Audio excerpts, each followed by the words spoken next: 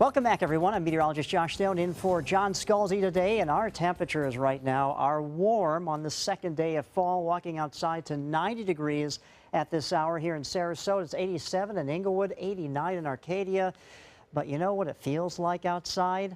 How about this? 96 for you in Northport and Punta Gorda, and Lake Placid 96. Some areas inland could actually get up into the lower 100s. That's what it could feel like as we go through this afternoon. Our radar remains clear because of dry air aloft, and that's going to be the case throughout the afternoon, and in fact I think into tomorrow as well. But this pattern will slowly start to shift as this area of high pressure slowly moves eastward. We'll have that return flow around it, which will bring an easterly wind as we get into the end of the weekend and into early to mid next week to help increase our rain chance. But that's for next week, not today. Today we're calling for, well, you know the drill. I mean, we've talked about this over and over and over and over again for the last several days because this has been the pattern.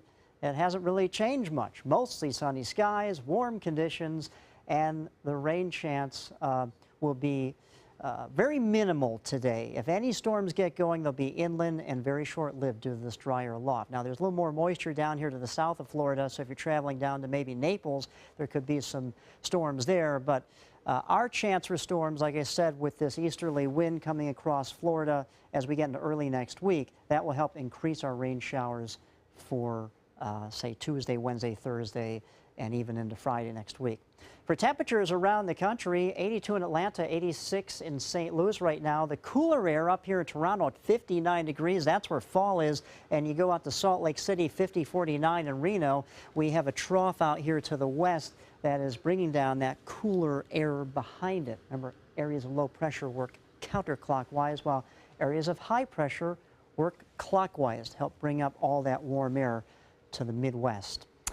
Speaking of what's going on with storms, we talked about rain showers coming into our area as we get into next week. But out here in the Atlantic, fortunately, these two systems, Carl and Lisa, they're tropical storms. They're not going to affect us. They're if I can say this, they're going to continue to move to the north and northeast and out in the open waters here of the Atlantic.